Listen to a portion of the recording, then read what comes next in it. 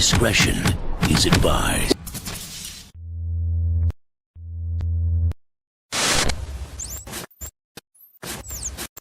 In other news this afternoon, $5,000 worth of jewelry has been stolen, and authorities are asking for your help identifying the suspect. Police say they are looking for this man. The incident happened back on August 15th at the jewelry warehouse on Knox Abbott Drive in Casey.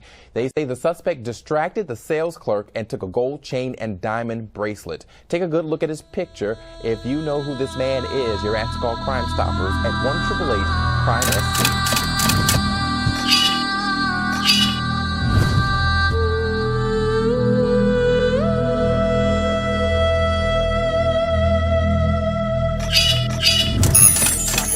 Holiday weekend. 2 people, 1 a pregnant woman, were shot near Sangamon and 53rd. Eyewitness News reporter Eric Hong live now with the latest. Eric?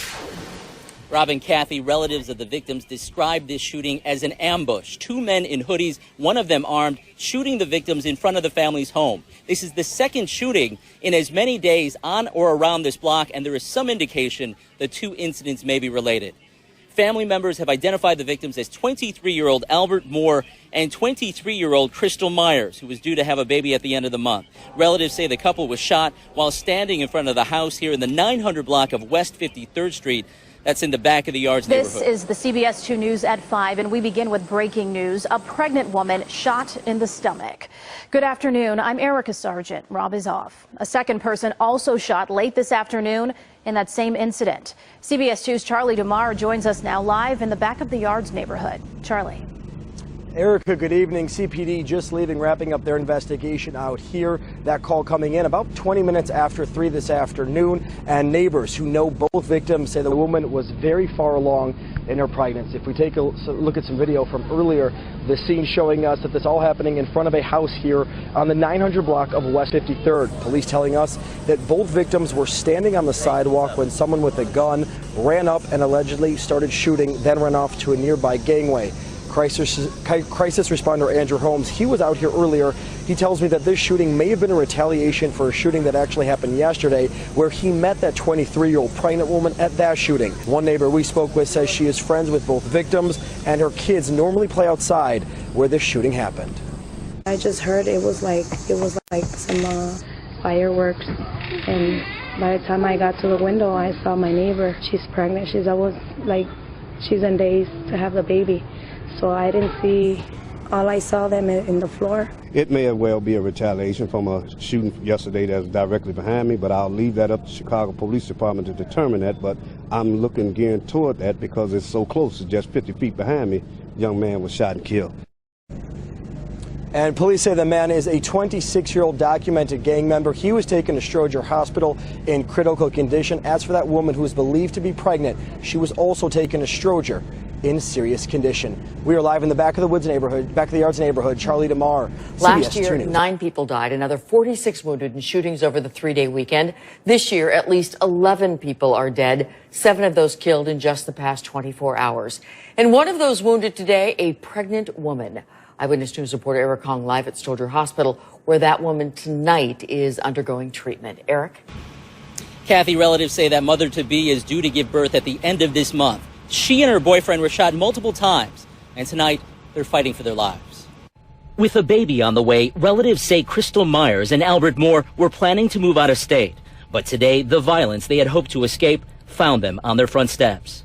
And I was upstairs, and I heard the shots, and I looked out the window, and I seen some guy run across the lot. Critically wounded, the couple was rushed to Stroger Hospital, where on this day of prolific violence, we met relatives of other shooting victims. This family inconsolable tonight after their loved one was murdered near 45th and Hermitage. Nightfall brought more shootings, including a fatal drive-by near 58th and Peoria. And in Ogden Park on the south side, 2 men gunned down. He jumped out and started shooting, and everybody just started scattering around. Earlier in Brighton Park, another stunned family, children included, watching in disbelief after their relative was stabbed to death on their block. There was also this scene, a SWAT team using a battering ram to enter an Englewood home in search of suspects after 1 man was shot and killed and another wounded. The calm at this senior home also shattered when an 80-year-old resident was shot and killed outside the building. The suspect, a fellow resident. I'm speechless. I mean, I know it's a lot of gun violence here, but when it hits home and then when you start to be in the seniors is involved. Tonight, as Crystal Myers and Albert Moore fight for their lives, investigators are looking into whether a shooting yesterday near the same block may be connected. Just 50 feet behind me, a young man was shot and killed yesterday. So this may indeed be a retaliation, and she get caught in the crossfire. At last word, Albert Moore, who was shot multiple times in the back, was in critical condition here at Stroger Hospital.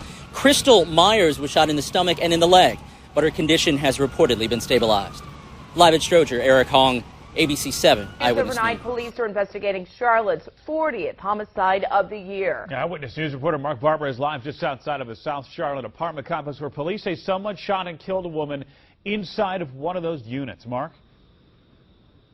That's right, Sean. Investigators found that woman's body inside one of these apartments here on Seneca Place late last night. Police say it appears a woman knew the person who killed her. Just an hour ago, the woman's family, Donsha Rankin, gave us this picture of her. She was just 20 years old. Family members tell Channel 9 the young woman was pregnant and they just learned that she was going to have a baby girl. Police told us they responded to a call just before 11 o'clock last night and found Rankin with a gunshot wound. They were on scene talking to witnesses and collecting evidence until about 4 this morning. They said Rankin and the suspect did know each other, but police have not said how they knew each other or why she was killed. Officers are still looking for witnesses this morning. At this time, they have not charged anyone. Of course, we will be here throughout the morning, continuing to follow this developing investigation, bringing you up-to-the-minute updates on air and online. Live in South Charlotte, Mark Barber.